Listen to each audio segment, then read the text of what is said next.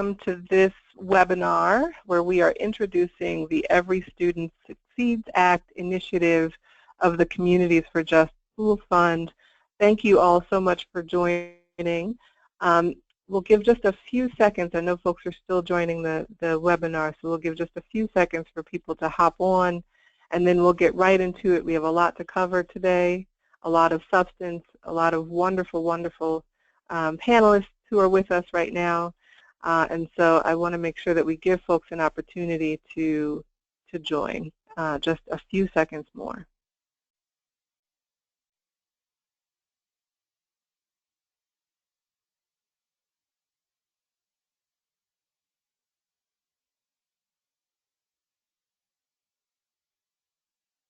Okay.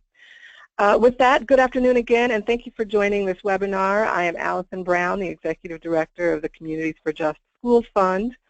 At CJSF, we provide dollars, technical assistance, and capacity building supports to community-based organizations who are advocating against the school-to-prison pipeline and disparities in education and educational opportunity, and for healthy school climates that will ensure the success of every child. Today is the 62nd anniversary of the historic and seminal Supreme Court opinion in Brown versus the Board of Education, which preceded the Civil Rights Act by 10 years and the Elementary and Secondary Education Act by 11 years. And those two pieces of federal legislation really worked and marked the beginning of a storied run for the federal government in protecting the rights, especially of Black and brown children, to access the provision of state services and especially educational services. And these were and are really the tools by which the federal government has worked to implement the mandate of Brown versus Board. The federal government, as we know it, is no longer able to do that after the Every Student Succeeds Act, which was signed into law in December of 2015, and shifts control to the states from the federal government over the implementation of educational programming in their local jurisdictions. And this is the latest iteration of the Elementary and Secondary Education Act. The Communities for Just Schools Fund has launched an initiative to support local community organizations in 3 different places, Boston, Dayton, and the Mississippi Delta, to be the state and local advocates who can really work to make sure that state education plans are robust and really carry on the promise of Brown in ensuring educational opportunity for Black and brown students. So we're going to talk about the critical opportunity that the Every Student Succeeds Act presents right now. Joining me today are representatives from the NAACP Legal Defense and Educational Fund and the Dignity in Schools campaign. I'm going to turn it over in just a minute to Janelle George from LDF to talk us through the background and overview of the Every Student Succeeds Act. And then we'll open it up for some question and answer after Janelle is finished with her presentation. Then we'll go into a discussion of what is happening at the ground level. So the Dignity in Schools campaign really supports organizations all over the country who are organizing and advocating for equity in schools. And we'll hear about what's happening in those 3 places, Boston, Dayton, and Mississippi, about what the work will look like and what the work does look like currently to ensure that the Every Student Succeeds Act is being properly implemented in their places and implemented with an eye toward equity for young people. And then we'll talk more about what Dignity in Schools campaign is and is doing overall and all across the country before we open it up for more questions and answers and interaction with you all. So thank you again for joining us, and I will turn it now to Janelle George of the Legal Defense Fund. Thanks so much, Allison.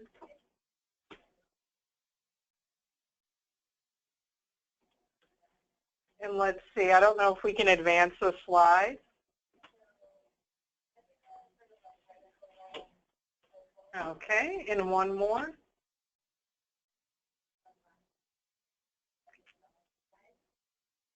Let's see here. And I think if we can go one more, thank you. let's see, to the LDF slide. Thank you so much, and thank you also, Allison, for recognizing that today is a historic day that the U.S. Supreme Court handed down its ruling in the case of Brown versus Board of Education.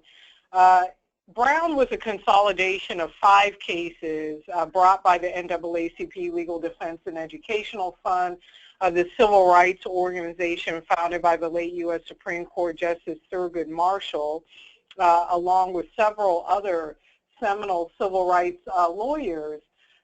Brown invalidated this doctrine of separate but equal in our nation's public education system, but what we know is that the vestiges of segregation, namely really deeply entrenched racial discrimination, is very much a reality in our nation's public schools, and we see that through racially isolated and socioeconomically isolated public schools. Right now there are over 200, there are actually just under 200 federal desegregation cases that are open. LDF has over 100 open desegregation cases, some of them dating back to pre-Brown versus Board of Education. What we've seen over time is really an unfortunate rollback on a lot of the wins that we gained through cases like Brown versus Board of Education. So what we are seeing are higher numbers of racial segregation and isolation in our public schools, as well as phenomena like racially discriminatory discipline practices. And if we can move to the next slide.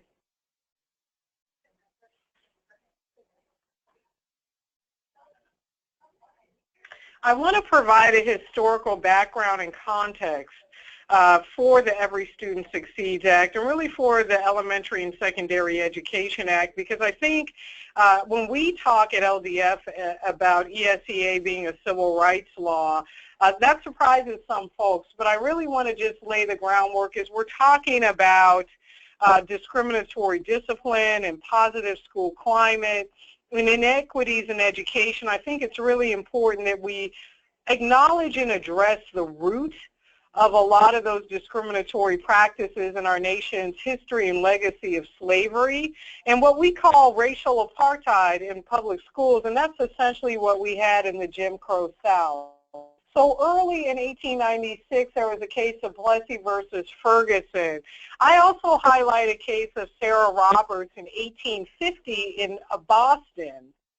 Sarah was a 5-year-old African-American girl who had to pass by several all-white elementary schools on the way to her all-black elementary school. Sarah's father did not like her walking so far to go to school at such a young age, so he tried to enroll her in one of the nearby all-white schools. Sarah was actually physically removed from one all-white school, and her father filed a case in her name in the Roberts case. Unfortunately, the Roberts were not successful in their litigation, and in part the decision in Plessy versus Ferguson was based upon the ruling in the Roberts case. And while the Roberts weren't successful in the courts, they were successful in the Massachusetts state legislature, and I'm so happy that we actually have a site in Boston, Allison, and we continue to work in Boston. Massachusetts became the first state in the nation to invalidate racial segregation in public schools. So in some ways, Sarah was successful. But it would be decades later until the Brown case in 54, on this day in 54, until Plessy versus Ferguson's doctrine of separate but equal was invalidated. What's not often discussed is the case of Brown 2, the following year. What we saw after the Brown ruling was strong opposition to federal orders to desegregate public schools that really kicked off an era that we call massive resistance. And so Thurgood Marshall and the other LDF lawyers requested that the Supreme Court order desegregation forthwith.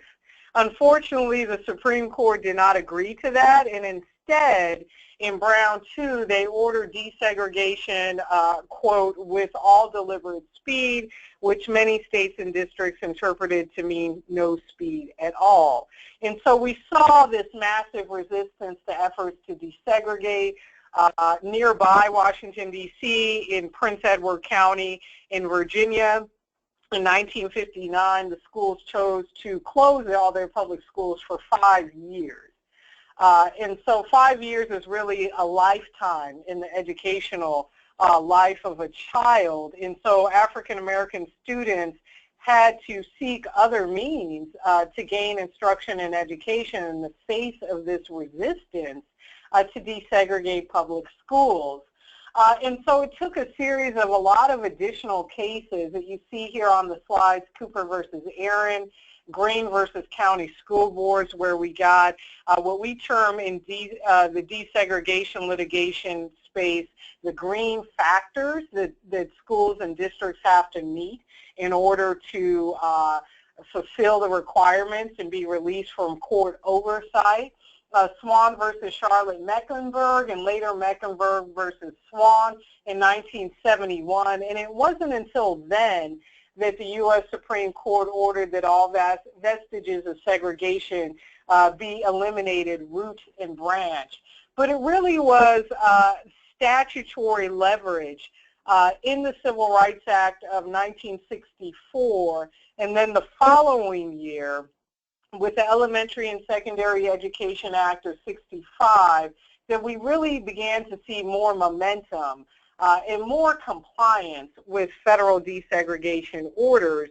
And we really had leverage in the form of federal funding for education to urge state compliance with these orders to desegregate. And although federal funds make up a very small portion of overall education funding, they're significant enough that states actually responded and complied with orders to desegregate. And if we can move to the next slide.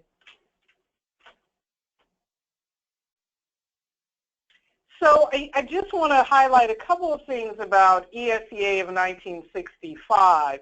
Then President Lyndon Johnson termed this a part of his war on poverty. And significantly, ESEA created a large federal footprint in education. It established a Title I program, and Title I provides federal funds to school districts serving high numbers of low-income students. And currently, Title I provides about $14 billion in funding to Title I schools in school districts and states.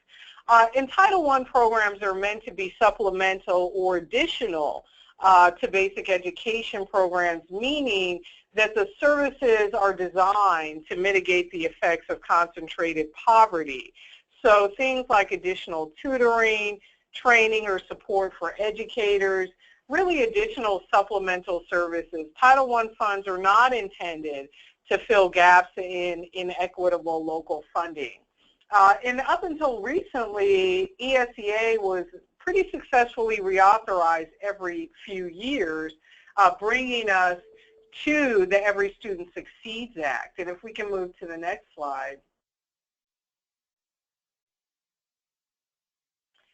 So the Every Student Succeeds Act was signed into law in December of 2015 after a couple, I would say numerous failed attempts to reauthorize ESEA and gridlocked in Congress.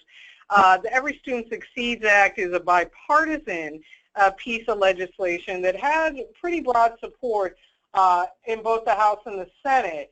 It replaces what I think a lot of people would say is an arguably flawed No Child Left Behind Act, which really focused on testing and student scores and achievement.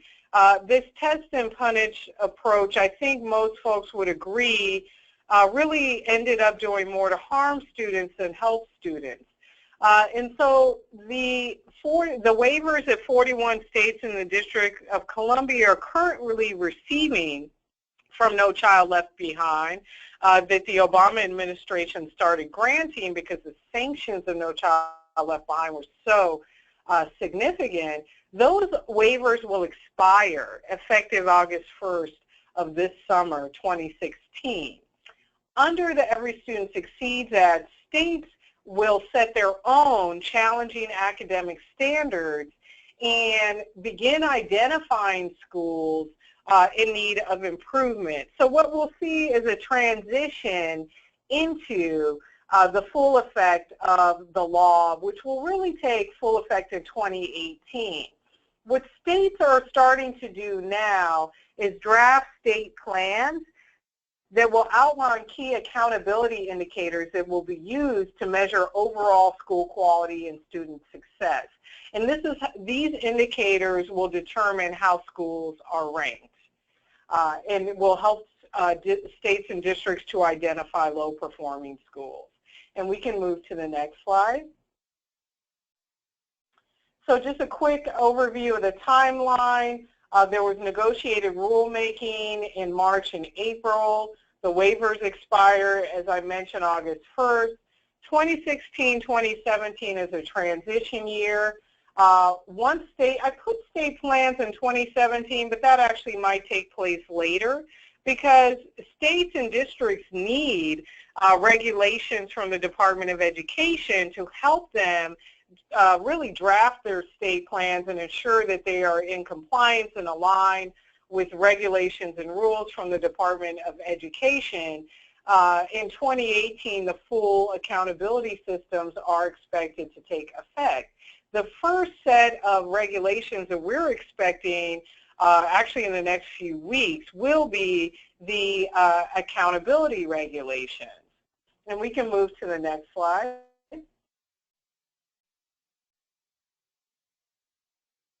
Let's see, and if we can go back one slide.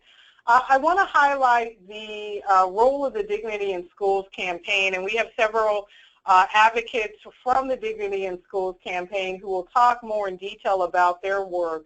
But I want to mention that the Legal Defense Fund is the federal partner of the Dignity in Schools campaign, which is a coalition of 104 organizations from 26 states committed to ending school push-out through overly punitive and discriminatory discipline policies and practices.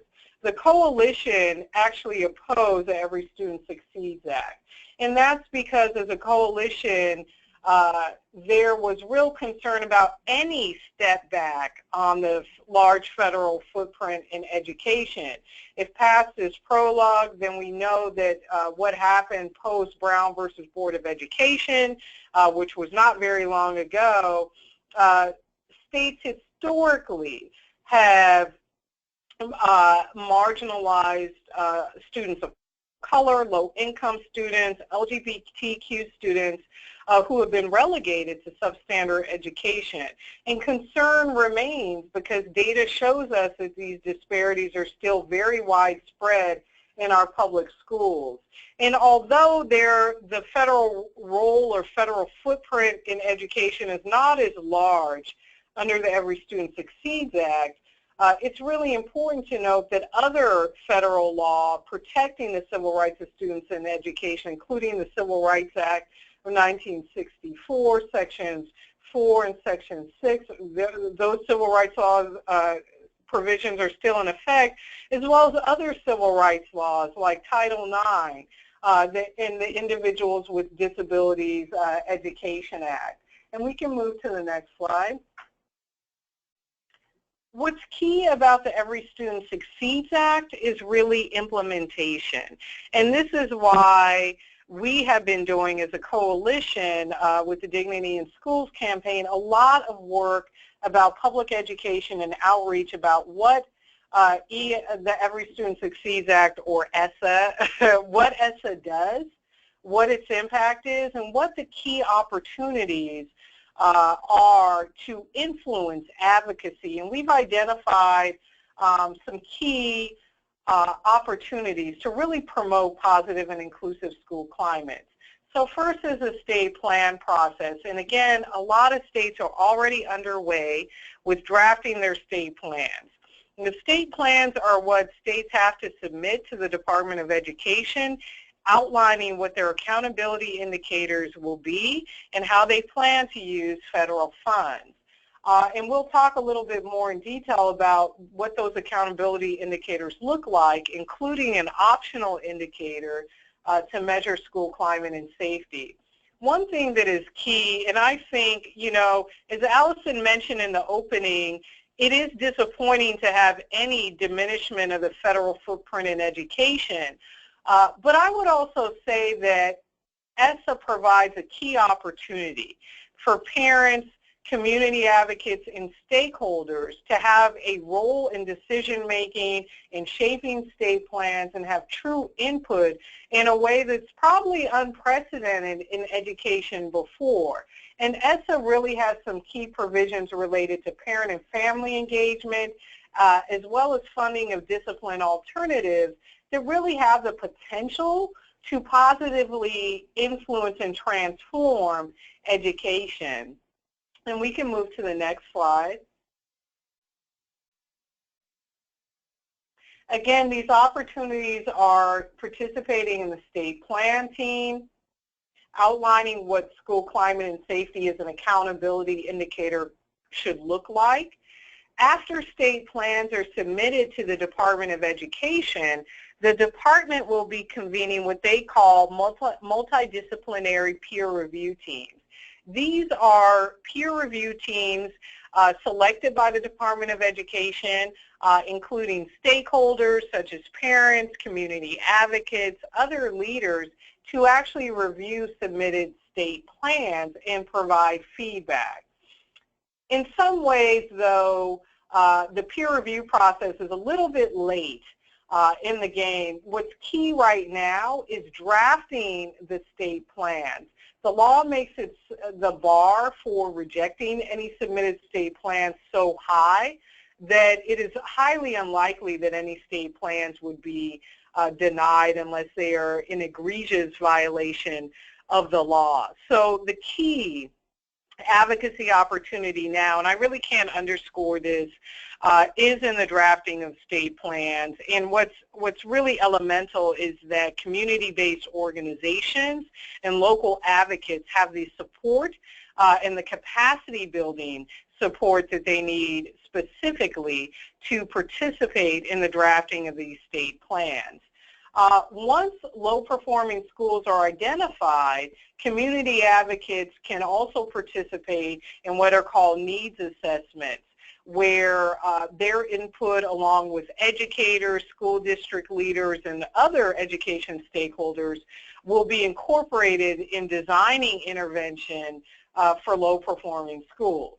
And a final opportunity, and I think all throughout the timeline, to really shape and influence what state plans look like and implementation of ESSA is to really advocate for funding of positive and inclusive school discipline alternatives and proven alternatives that have been shown to work, and also for alternatives that address the root causes of the discriminatory discipline that we're seeing.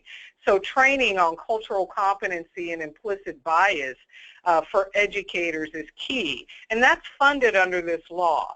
But what's key about that is states have a choice in targeting what programs they will fund and implement. So again, support for advocates to work with their state education stakeholders and decision makers is key in shaping the state plans.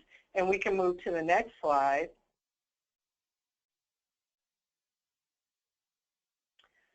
And this slide details what the state accountability indicators under the law are. The first accountability indicators are mandatory for all schools in states. So the first is performance on annual assessments. The second is four-year high school graduation rates.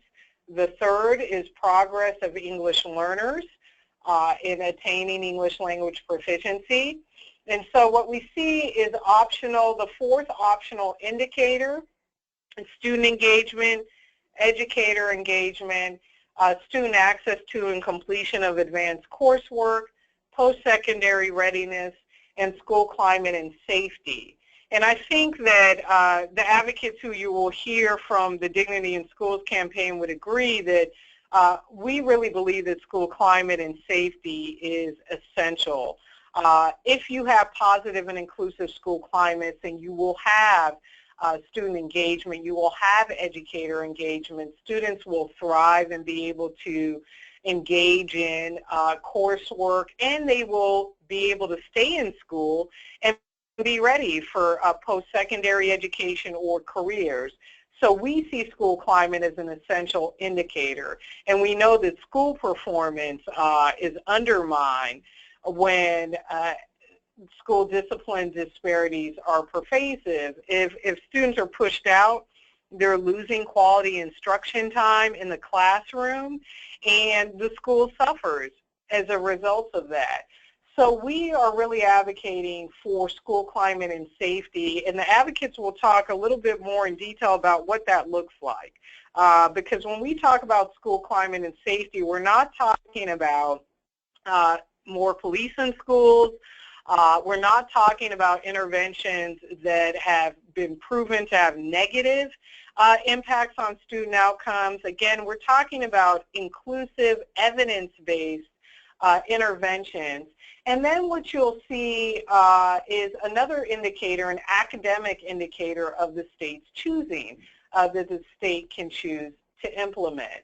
And so there is talk right now in a lot of circles about what that indicator could look like, but we're really awaiting additional guidance from the Department of Education about what that final optional indicator will look like. But again, school climate and safety is key for overall student success. And if we can move to the next slide. So the previous slide just outlines in a few things I mentioned, some evidence-based interventions. And this is actually a huge victory for the Dignity in Schools campaign in this law. Although, again, we were disappointed by the diminishment of the federal role, this is unprecedented federal funding that's targeted towards evidence-based interventions. So you see support for trauma-informed practices, professional development, funding to reduce the use of exclusionary discipline practices, and a couple of other things I want to add. There's also increased data reporting on efforts to reduce exclusionary practices like suspensions and expulsions, and data that's disaggregated by student subgroups, so students with disabilities, students along racial and ethnic lines. So in a lot of ways, there are some great provisions related to school climate and safety in this law. And we can move to the next slide. I mentioned a multidisciplinary peer review process where stakeholders will have a role in reviewing state plans. But again, this is pretty late in the process, and the law sets a pretty high bar to reject any state plans. And although this is a meaningful time and a meaningful point for stakeholders to intervene, now is really the key time because states are drafting their state plans. And what's key about this law is it outlines several times actually throughout the law that stakeholder input should be meaningful. And so that means that a diverse group of stakeholders should be allowed to have input in the shaping of the state plan, and their input should be actually incorporated in and reflected in the state plan and in the programs that are funded under the law. And we can move to the next slide. I want to just highlight some key points about family engagement that are detailed throughout the law. And you'll also see we've put some page numbers on some of the provisions in the law as well. There is funding for family engagement centers. I was actually at a summit hosted by the Atlantic magazine this morning, and a school superintendent from California talked about how his district just funded a family engagement center. and he said it was the first time as an educator that he has worked so closely with parents and community advocates, and the results are phenomenal. Already they're seeing positive results. So parent and family engagement is key, and that's another very positive aspect of this law. Another thing that's really key is that districts have to identify what are the barriers to parent and family engagement. This is where things like cultural competency, outreach to parents, ensuring that meetings are scheduled at times when parents can actually attend and not in the middle of the day, ensuring that there is ongoing and open communication with parents and stakeholders. And we can move to the next slide.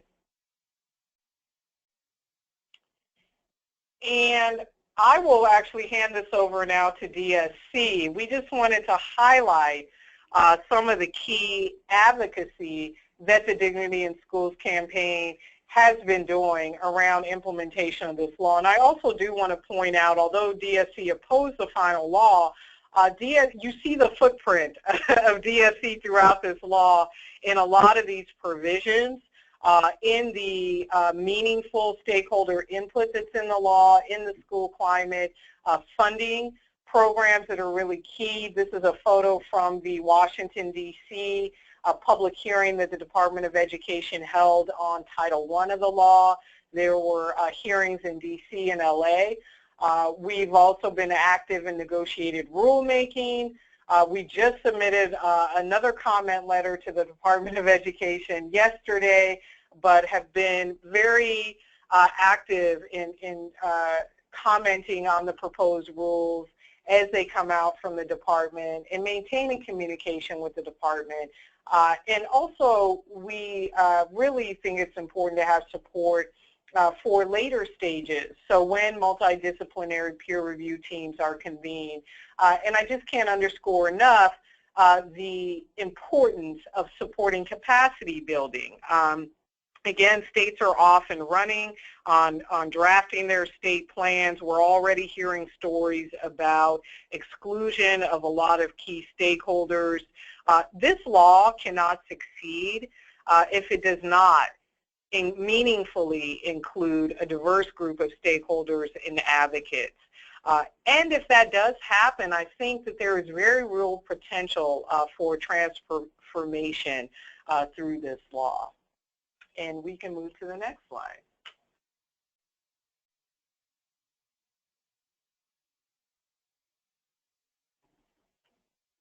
Thank you so much, Janelle. So before we turn it over to DSC and Joyce Parker first, I want to open it up for question and answer with the folks who are out there listening. So type your questions in for Janelle into the chat box, and we'll see those questions and we'll pose them, and we'll ask Janelle to answer them. In the meantime, we have a question for you all. And this question is a quick poll that you can do sitting right there as you're participating in the webinar. Have you worked with anyone in your state on the state education plan process for the Every Student Succeeds Act?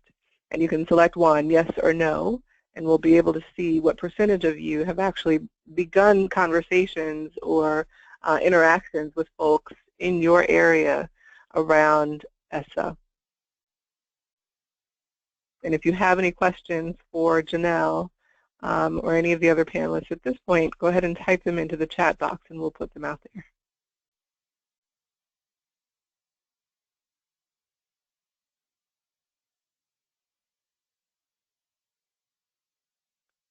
Okay.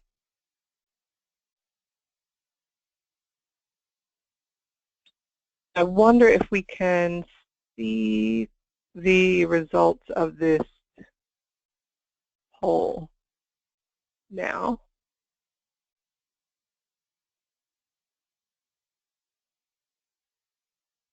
Great. So 86% of you said no, not yet. You haven't worked with anyone in your state on the state education plan process for ESSA. And 14% of you have said yes. One other question for you, one more question for you, second question for you. You can go to the next one.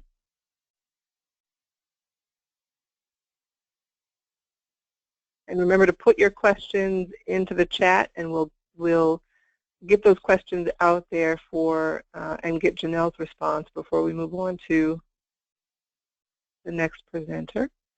Are you currently funding any work related to the Every Student Succeeds Act and implementation of the Act? So this is the second question, second and final question for this section that we have for you. You can take a quick second to answer that, yes or no. Are you currently funding any work related to ESSA implementation, yes or no? As you are also thinking of questions that you would like to pose.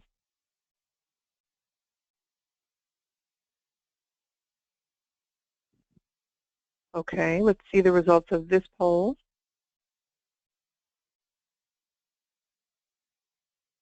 Oh, wow. So yes, 29% of you have said yes, which is excellent, and then 71% say no, not currently funding any work related to ESSA. We have some great questions in the queue. Let me try to pull this out here. So this one is from Quabila Divine. Janelle, Pennsylvania has identified its working group that is comprised of many who are not low income or of color. With whom should families speak to change that? That's a great question, and I know that some of the DSC advocates can probably address that later as well. What we've been encouraging folks to do is reach out to their state superintendent's office or the State Department of Public Instruction to get the contact number for the head of the state plan team. Most often it is the state superintendent. So we've been asking folks to reach out to that contact person to note that the law requires meaningful input by a diverse group of stakeholders. There are some states who have been reaching out to the usual suspects, the PTA parents, their same allies who they've always worked with, and excluding a diverse stakeholder group. And by diverse, I mean geographically diverse, economically diverse, racially and ethnically diverse. The law is clear that you must have meaningful stakeholder input. And so I think it's important to remind district and state leaders what that means, particularly state leaders in this instance for the state plan. Another thing I would suggest is the Council for Chief State School Officers. That's an organization of the state superintendents, and again, that's a council of chief state school officers, CCSSO. They have a search engine on their website where you can actually go and input your state, and it will bring up the name and contact information for your state superintendent or your state education chief, and you can reach out to them to get engaged on the state plan process.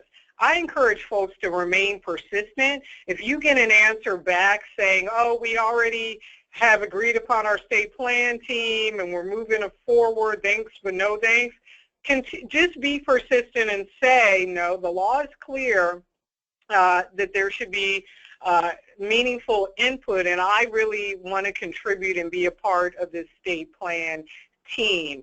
I also believe the Council of Chief State School Officers has issued a stakeholder engagement manual, which is very helpful as well. So I would encourage folks to access that too. And this is also why we are really encouraging funders to support capacity building, because I also think if you can link up to other community advocates in your region, in your area, and present a large front, a unified front, ensuring access and input in the process, I think that's meaningful. I think sometimes when we're so separate and we're advocating so far apart from each other, we don't always have the force that we could have if we unify our efforts. And I know that Ms. Joyce Parker will probably talk more about the Mississippi Delta region and the work that she's doing there.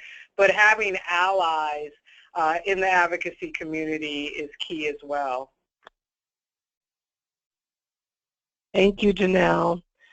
So with that, and thank you for mentioning and teeing up Ms. Joyce Parker from the Mississippi Delta.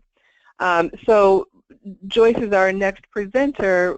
You know, many of us, when the Every Student Succeeds Act was passed and we realized just how much power was being transferred to state and local governments, and when we keep still hearing proponents of the law talking about states' rights, it is a trigger. It's a racial trigger, that terminology, and you know, rather than kind of giving in to the panic that comes with that, we have really seized on this, ESSA in particular, as an opportunity.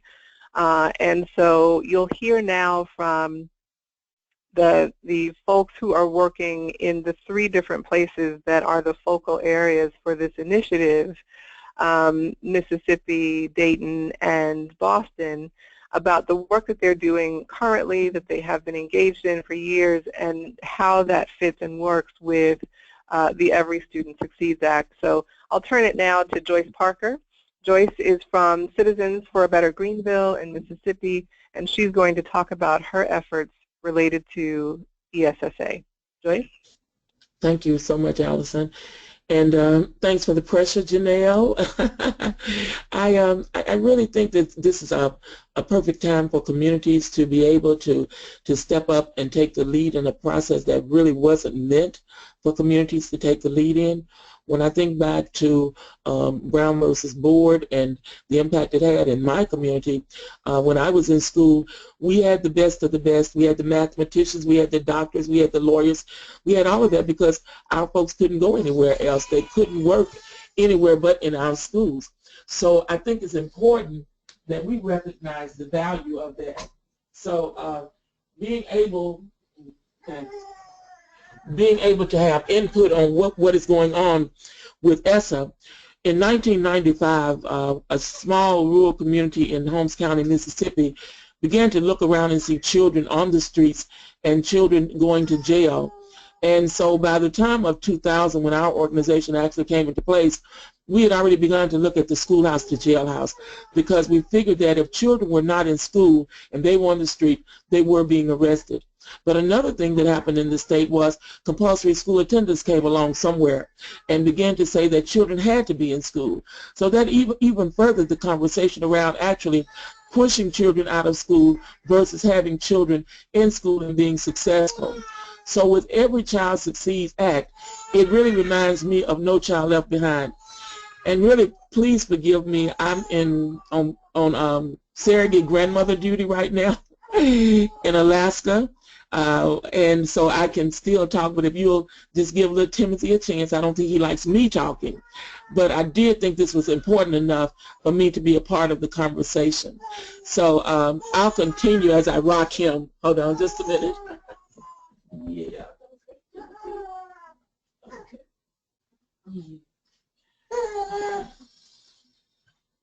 So it goes back to that old adage, even though you may not have a child yourself, we're still parents in our communities and in our families.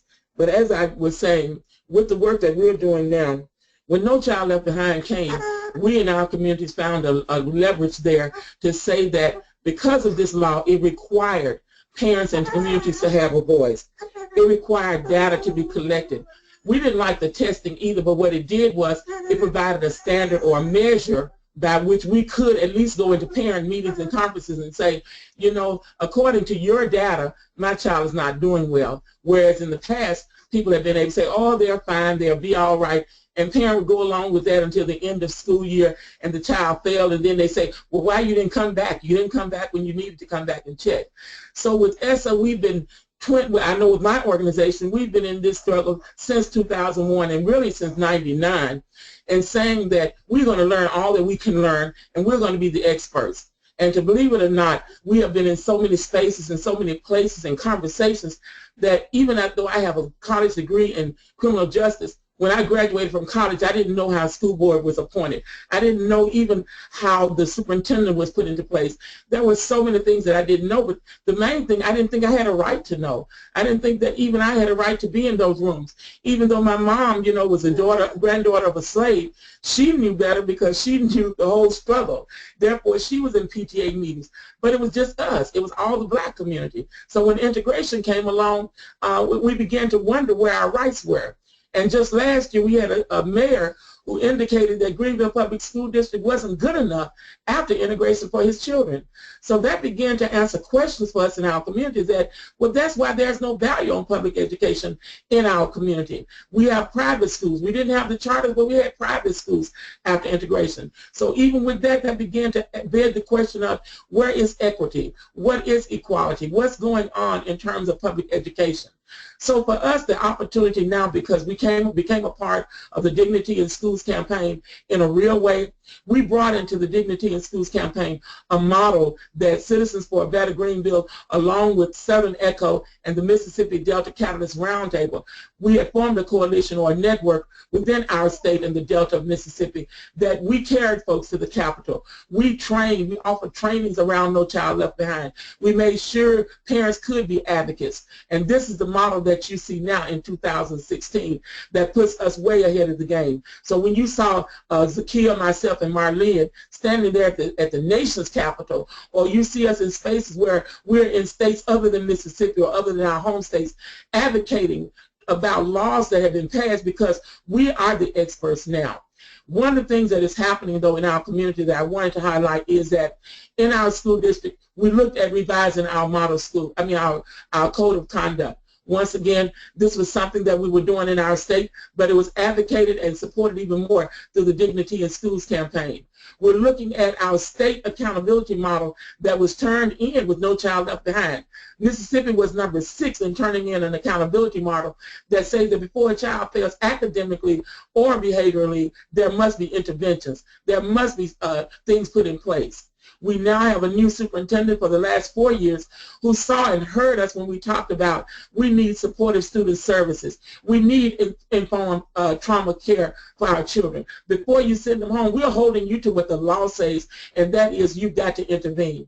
And because parents and advocates understood intervention didn't mean you put them to the front of the room or you move them to the back, it meant you had to have quality teaching instructions, but you also had to have research-based interactions and interventions. So when you think about our statewide work, we were meeting with our state superintendent 2 years ago around the Third Grade Literacy Act, where she was convening with the Catalyst Roundtable community members to talk about what works and what doesn't work. How do we get there to be failing schools? And we had already started this conversation about being in critical teacher shortage areas, having poverty levels that were surmountable in a way that we know the impact had to be showing up somewhere in the performance of our children. Southern Echo was able to do a report that talked about the impact of disparities. So these are things that we were standing on even as ESSA was trying to be passed. So we could take our local concept and the way we were doing work and move it to a national level. Everybody in DSC always says that, Joyce Parker said that there is no national campaign without local work, and that's what we're talking about now. Even though ESSA has passed, and Janelle says that we didn't support it in a lot of ways, but our voice and our imprint is all over it. We talk about school climate, we talk about children having to be in school, but we also give solutions and ways that it can get done. So for us in Mississippi, we're at a prime target place. We have a national group that has come in called Partners for Each Child Succeed or something like that. I don't know who they started meeting with other than they say they started meeting with the U.S. Department of Ed and the Mississippi Department of Ed. And some kind of way they believe that this group could get the work done in Mississippi through a collaboration. Well, they did come in and they had an excellent process in place where they invited us in to come in. We have 10 states that came in with the waiver that Mississippi turned in, and we had Mississippi convinced to add 2 more school districts, one of those school districts being my school district, which is a failing school district. And because of that, and because of this group coming in and being able to get sanction from the U.S. Department of Ed and the Mississippi Department of Education, it really put us at the table in a very, very unique way. But guess what? Because like the gentleman that is coordinating this told me, he said, well, you're right, Joyce. I don't sleep with these things on my mind that you were talking about, the struggles of your community. I don't wake up with them on my mind. We have to go back to the drawing board.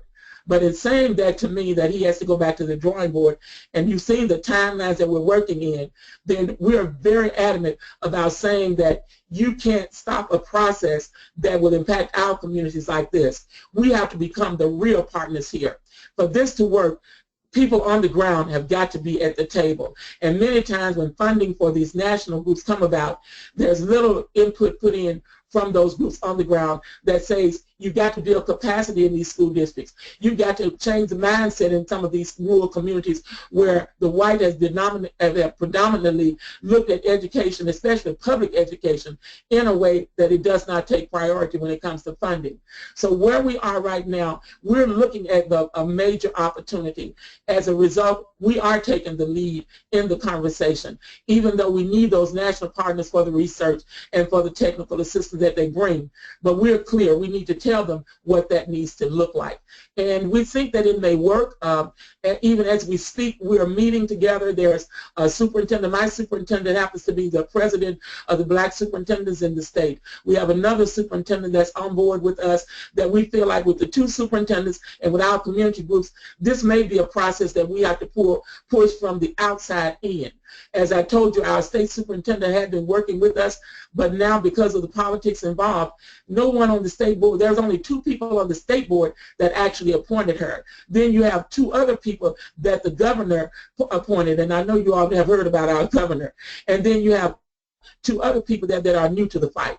So what we're going to have to do is the community can actually push for a conversation, because what ESSA says in terms of family and community engagement, the things that we have lifted up, we can go in and say, but the law says it. And we believe that our superintendent needs that added push so that she can do and make our district what she believes it can be in terms of state.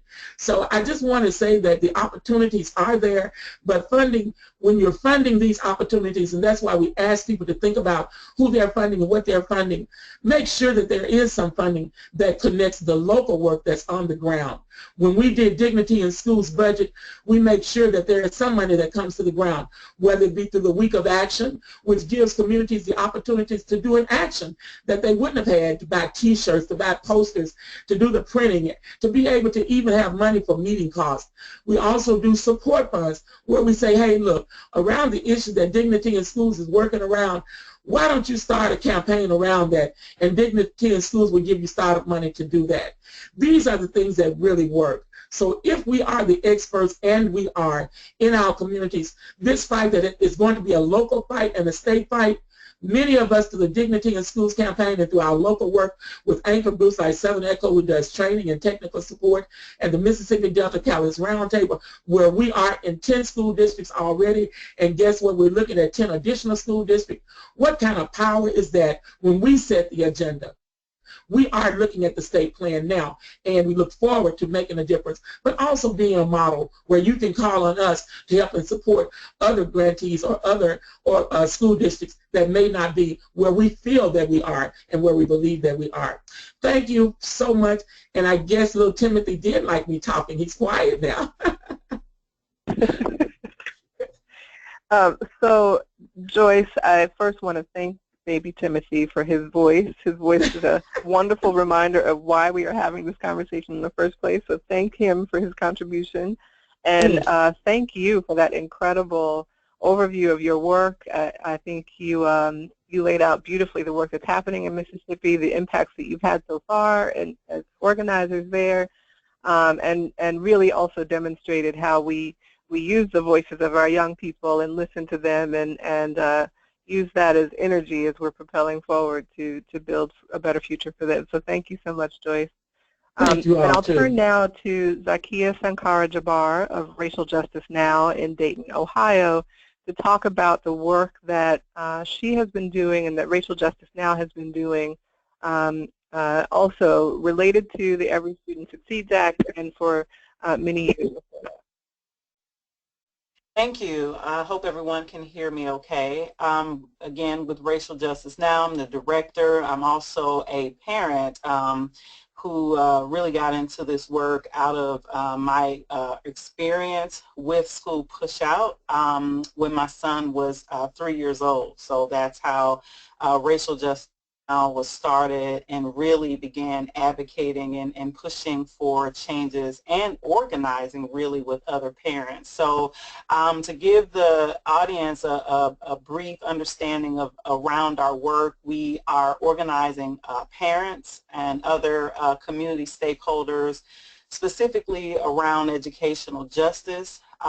We definitely have a high focus on racial disparities in educational outcomes, the opportunity gaps, and also around school discipline, school arrests, and all of those things that impact and have a racial disparity on children of color, and here in Dayton and Ohio, Black children in particular.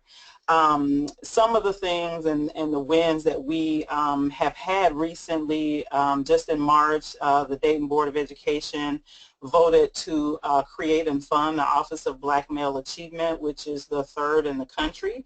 That was started in Oakland and then subsequently in Minneapolis and now in Dayton. We also have championed with the amazing support of the Dignity in Schools campaign, truancy and school discipline bill that's before the Ohio legislature right now, that would actually implement a moratorium on pre-K through 3rd grade suspensions. And we thankfully have pretty good indicator that that bill will actually pass, and that our governor will likely sign it. So we're just going through that legislative process right now.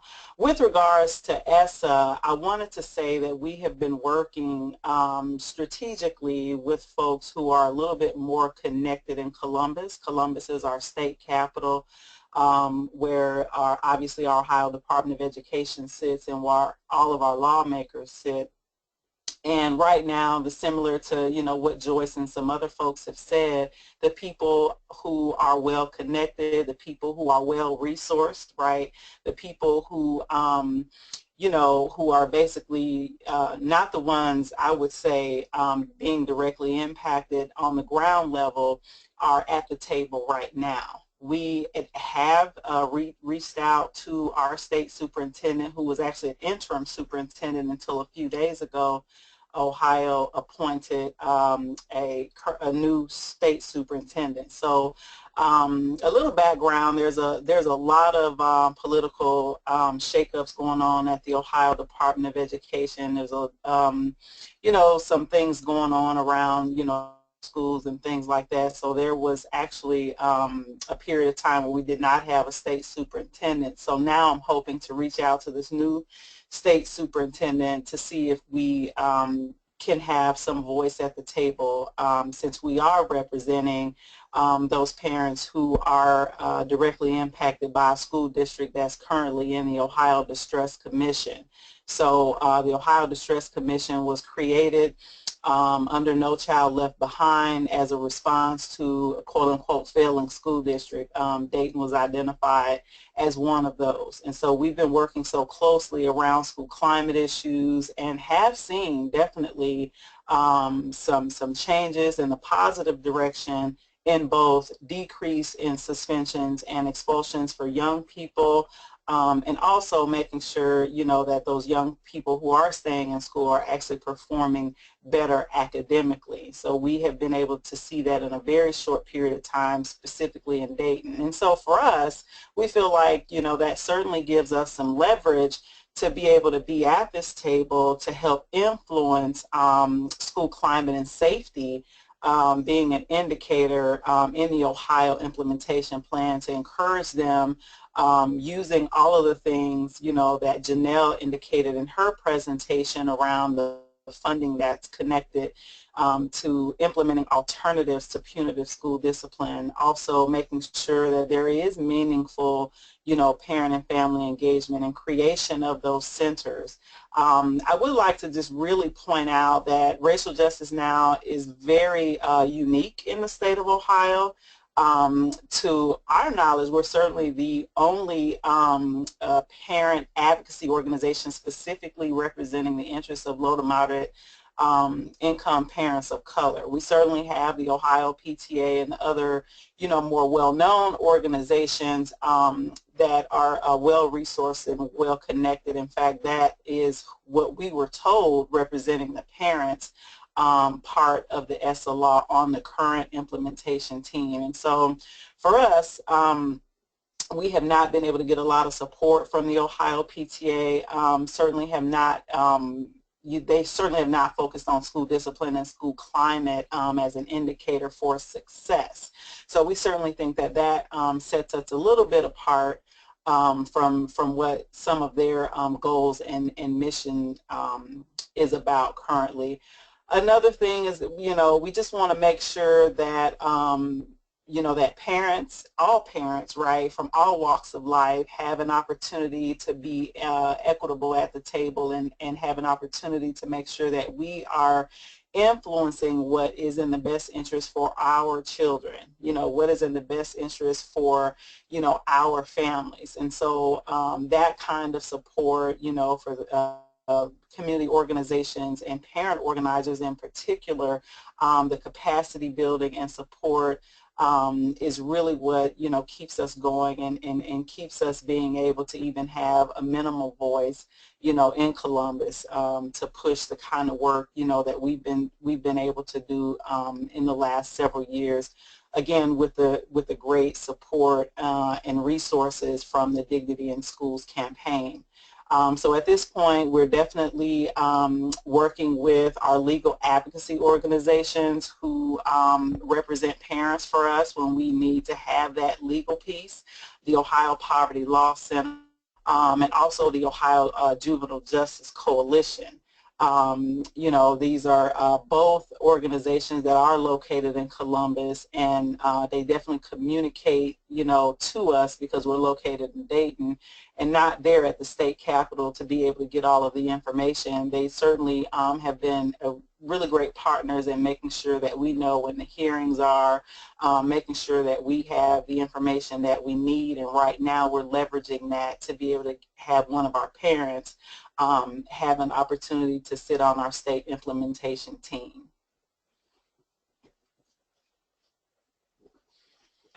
Thank you so much. So I want to turn now to Rachel Gunther, who is with Youth on Board in Boston, Massachusetts, and she'll talk about the work that they've been doing, including work happening as we speak with young people walking out of school to protest the conditions and the lack of a budget. Rachel? Thanks, Alice. I was exactly going to say that as I'm sitting here actually in the headquarters of the Boston Public Schools District, and outside a few blocks away are thousands and thousands of young people walking out of their schools right now. And so I don't exactly know what's going on because I'm on this webinar, but I am very much looking forward to seeing the youth power that's happening around the city, which has been just unbelievable. I don't know if all of you have been watching what happened 2 months ago with the last walkout. Got 3,600 young people marching to the State House and to City Hall, and this is supposed to be even bigger. So turn on the news tonight or see what's happening after this happens this afternoon. So I am the Associate Director of Youth on Board, and we are an organization that started about 20 years ago promoting youth voice and decision making in any area.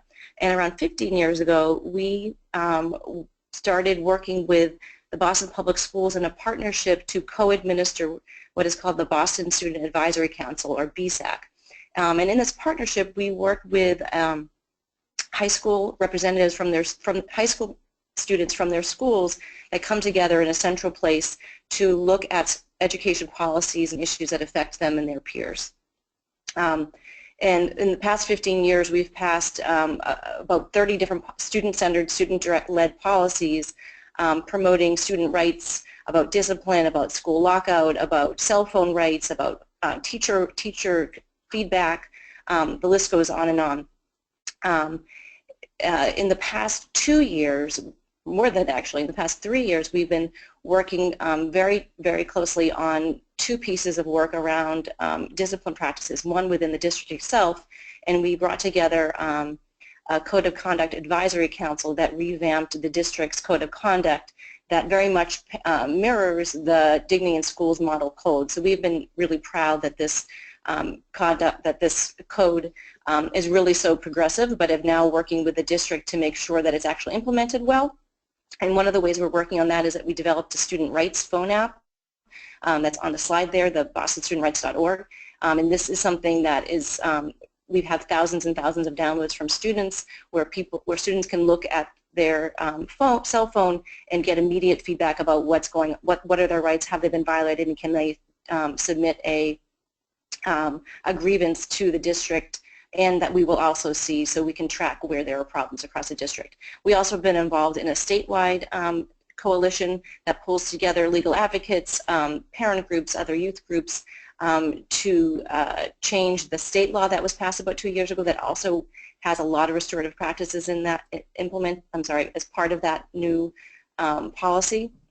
So we have this history of affecting district level work as well as statewide policies, and ESSA felt like sort of a natural place where we could bring our student voice to this statewide level. And we've had a lot of interest in the coalitions, both the local coalitions as well as our statewide coalitions, that are also very interested in impacting how this language is written within Massachusetts. So in the statewide piece, we're having ongoing meetings and thinking about how we can bring in other players to really impact the state. We've also been attending the statewide commission's Safe and Supportive Schools. Can you do the next slide, please? The Safe and Supportive Schools, and having them also become aware of their power and how we can help push that group forward to get that the school climate piece to be part of ESSA in Massachusetts. And in a conversation I had with them last week, they are very much aware and wanting to have us be part of the implementation, because just as we all know, getting the fifth one done is only the first piece of the fight, and that we need to be working with the state or the district or whatever it may be to make sure whatever that policy looks like, that it's actually being implemented correctly. So we really are looking at this as a long-term kind of campaign, that this is going to be, it's starting now, but it's going to go on for a long time as the state figures out how to actually implement the policies that are created. And I know we're short for time. I may just stop there. Thanks, Rachel. So we're going to skip this Q&A section here. I just want to say a huge, huge thanks to Joyce and Zakia and Rachel for taking the time to share your work with us and to talk through what ESSA is looking like in your particular jurisdictions. Thank you so much. I want to turn now to Marlene Tillman of Gwinnett Stop in Georgia. And she's going to talk about the Dignity in Schools campaign and what the supports look like to member organizations of DSC. Marlene?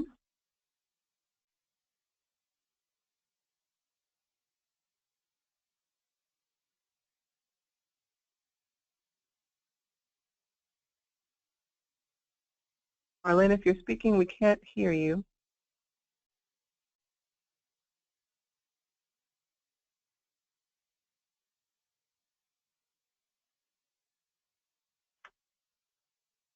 Marlene, are you there?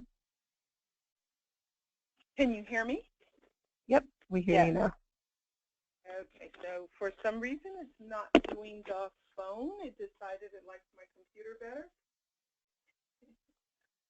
So give me just 1 second. Okay, so okay.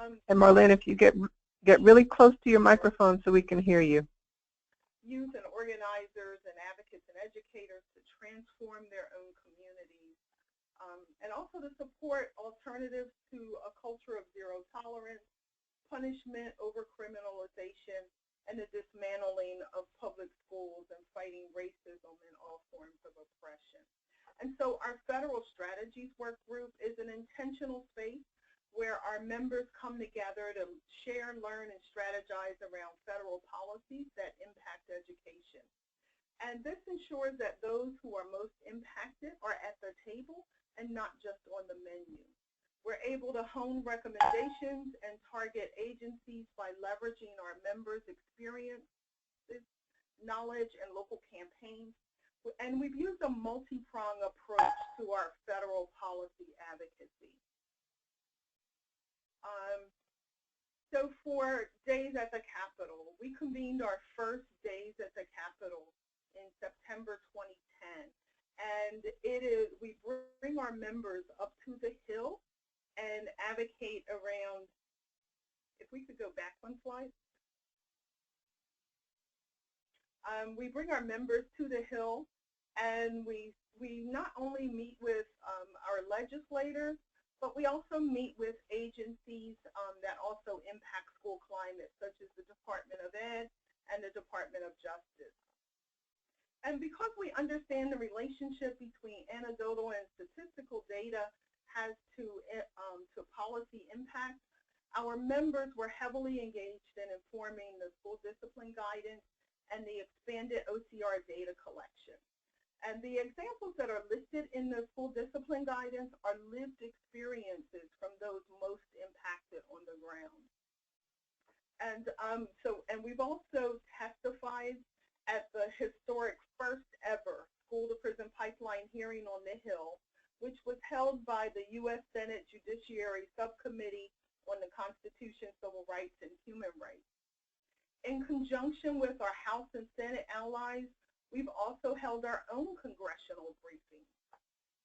And from our policy recommendations at the federal level, I'm very proud to say that whole sections of our policy recommendations have been listed for inclusion in federal rules and bills. One example is the Successful, Safe, Healthy Students Act, which was introduced on the Senate side by Harkin. And we also offer a legislative toolkit, and that's a set of resources to assist our members with their federal advocacy. So members can find their federal legislators, look up the House and Senate calendars, get legislative advocacy tips, as well as host other tools to assist them. Next slide.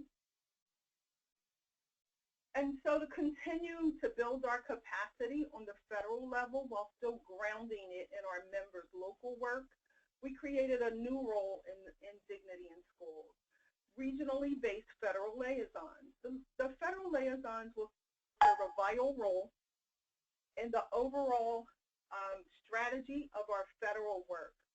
The purpose is to provide support and information around DSC federal work to DSC member organizations. And the team will list the voices and experiences of students, parents, educators, and communities across the country to impact federal policy while advocating for strong federal guidance and oversight through policies of the Departments of Ed and Justice. And thus far, we have 20 DSC members who have signed on to be liaisons, and they're from 12 states. Next slide, please. And so a little bit about Gwinnett Stop. The Gwinnett Parent Coalition to Dismantle the School to Prison Pipeline, or Gwinnett Stop for short, organizes parents and community members to dismantle the School to Prison Pipeline in Gwinnett County, Georgia. We are a proud member of the Dignity in Schools campaign and serve on the coordinating committee. Gwinnett Stop was founded because of a couple of parents who grew to understand the magnitude of this problem in our community. I am one of the co-founders, and my oldest son was very much impacted by the school to prison pipeline. And so Gwinnett, for those who don't know where it is the largest county in Georgia. It's also the largest school system in the state. So 1 in 10 children in Georgia are educated in Gwinnett County. We're the most diverse county in our state and one of the most diverse counties in the country. And so for Gwinnett Stop, we accomplish our work utilizing data analysis, public education, and policy advocacy. And we do that at the state, federal, local levels. Marlene, this is Allison. Can you hear me? In our discipline policy, so that parents would know when there's an intersection of the school rule violation with a possible arrest by the SRO. We also were successful in eliminating the contact quota that was established for our school resource officers. So that does not exist any longer. And on this, we've successfully advocated for the inclusion of school discipline in our rating system for all of our public schools. I would love to say that the bill we've been pushing at our legislative level for 2 years now to end out-of-school suspension for pre-K to third graders passed, but it has not, so the struggle continues. And so locally around ESSA, we provide ongoing parent trainings on ESSA at our monthly meetings and through other community-based meetings. And we're also looking at the intersection of ESSA to help us with the Opportunity School District, which is a proposal on the table from our Georgia legislators.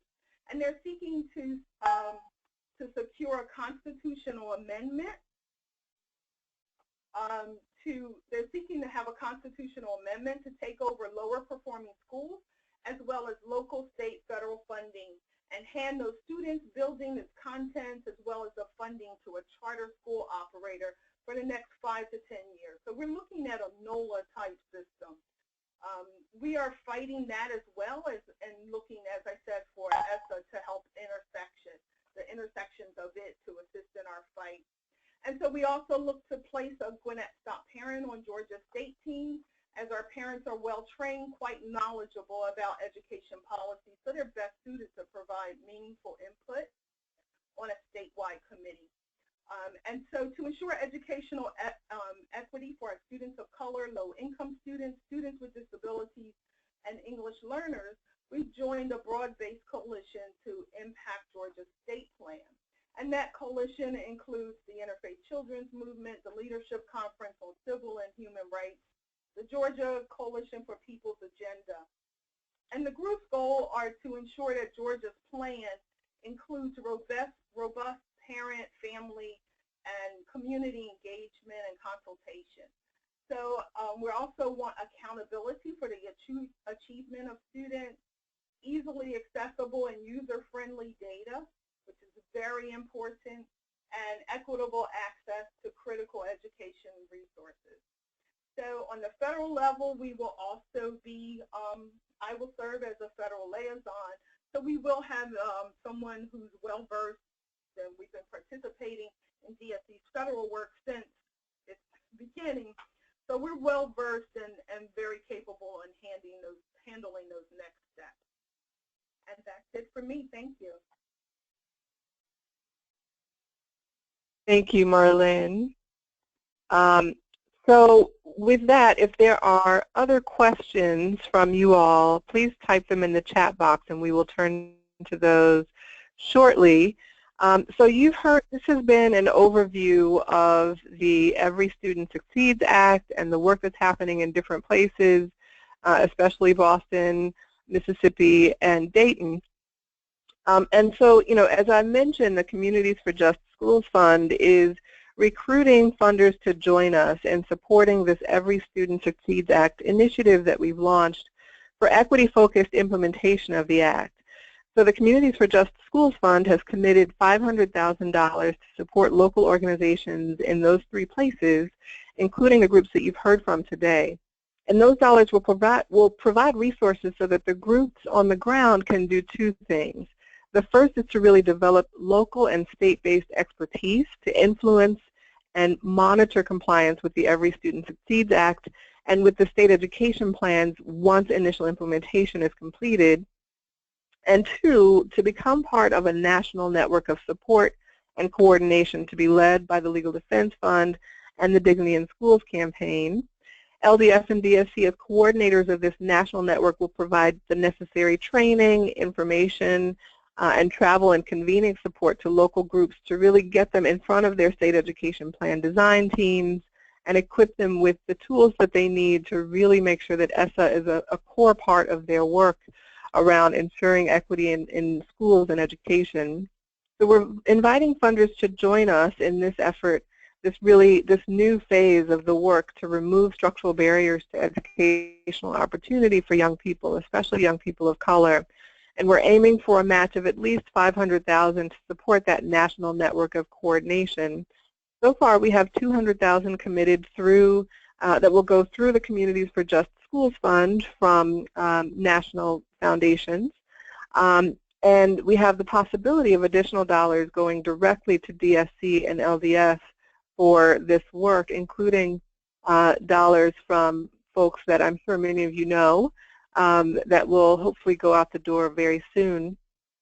One of the funders that has committed dollars is an anonymous donor and has committed $100,000 to go through the Communities for Just Schools Fund to really support the elevation of the voices of young women and girls of color, and especially young women and girls of color who identify as lesbian, bisexual, and transgender, and gender nonconforming, to really help with the design and implementation of the state education plan for Mississippi.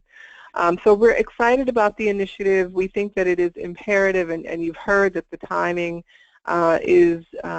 we've got a very, very short window to get resources to folks who are doing this work and can be really mobilized as the state and local advocates that we need. So I want to now open it up for questions that you all have. One question that has come in, and Janelle, I will pose this one to you, is does the ESEA Title I Parent Coalition still exist? And do you have any information on it? And I'm actually going to pose that question to Zakia. Hi, can you hear me? Yep, I hear you. Okay. So if I think I'm understanding this correctly, I know that under No Child Left Behind, there were title dollars that specifically went to increase parent involvement and engagement. And I know that in Ohio, that's actually one thing that DPS does actually do right. And I know that Columbus Public Schools actually does that right as well. Parents, there is one parent representative in each one of our buildings, because in DPS all of our buildings receive Title I dollars because of the level of poverty in Dayton. And those parents get a stipend. They are absolutely involved. They are a part of the building leadership team. And so those building leadership teams are basically like the needs assessment teams for each and every building. And those parents are there with teachers and the principal, and they, basically gather input from other parents, and they represent us at that table. So that's something that actually was done right, and I think that that's a great question, because I'm actually wondering where that is under ESSA, because that was one thing that I think that was done right under No Child Left Behind, and should have stayed if it didn't. And this is Janelle. I'm not aware in the language of the law of a Title I coalition. I would be happy to go back and review. In the meantime, I would certainly suggest that folks like Zakia has reach out to their state education leaders to see if there is a state team, but I will certainly follow up on that. But I'm not aware offhand of a Title I coalition, and I don't know if anyone else has any additional information on that. Anyone else want to chime in? Well, I think with federal programs, this is Joyce, they have to have an advisory committee at every level. And based on what I'm hearing Zakia say the role is, I think that is an opportunity until you're clarifying whether or not there's this actual team, looking at those advisory panels, advisory committees that Title I has to have to approve those federal dollars is an excellent opportunity to have parent engagement. And I think that's where we have figured it out, is that we're bringing parents into those spaces, that is no longer just a check-off survey, but it's really dialogue. And I think that we are at about 3 minutes to 2. I will pose one last question from the group that we've gotten here, and this is from Shelley Emmer, who asks, how can information be accessed on which states are implementing school climate indicators and have funding available for such programs as anti-bias and anti-bullying education? Janelle, do you want to take that one? And I'm sorry, Allison, I missed the beginning of that. Can you repeat the beginning? Absolutely. So how can information be accessed on which states are implementing school climate indicators and have funding available for such programs as anti-bias and anti-bullying education? Thanks, Allison. And that's a great question. So states will have the choice about how they will target their federal funds under ESSA. This is part of the state flexibility that a lot of state advocates fought very hard to secure. So for instance, the federal government couldn't require a state to target their federal funding for school-wide positive behavioral interventions and supports. The state would have to make the decision to target that funding. And it's the same case for the accountability indicators that we discussed as well.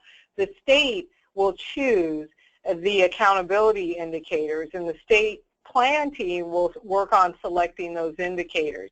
This is why it's so significant to weigh in on the front end, because on the front end of the process, which is really underway right now, you will have a role, stakeholders will have a role in shaping what those indicators will look like and how the state will target its funding. Now the state will outline funding priorities. The funding will go from the federal government to the state, and then the state will distribute to the districts. So it's really important right now to work with state education decision makers and stakeholders. And as I mentioned, I would try one step, and we actually are trying to get consolidated. We talked about some of the resources we have on the Dignity in Schools website, but we're working on consolidating in one place information about stakeholders. But right now I think a great resource is the website of the Council for Chief State School Officers, where you can search by your state to get the name and contact information, email and phone number of your state chief or superintendent. And that's who I suggest reaching out to get a role in your state plan team. Again, persistence is key.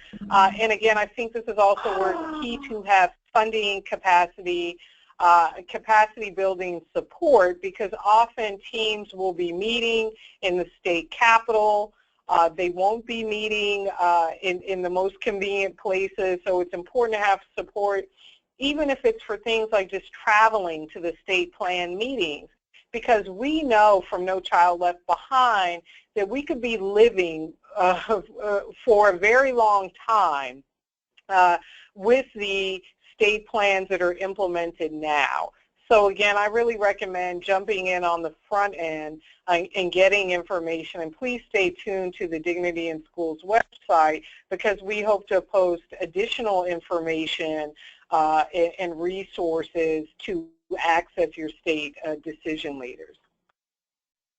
Thank you so much, Janelle. And you know, if you want additional information about the Communities for Just Schools Fund ESSA initiative, feel free to reach out to me, Allison Brown, at abrown@cjsfund.org. That's abrown@cjsfund.org. You can find information, again, on the Dignity in Schools campaign website, which is dignityinschools.org, or on the NAACP LDF website, which is naacpldf.org. And with that, I want to thank our wonderful panelists. Many thanks to Alexa Smith, who's been behind the scenes running things. And thank you to you all for joining us today. Have a wonderful rest of your week. Thank you all so much.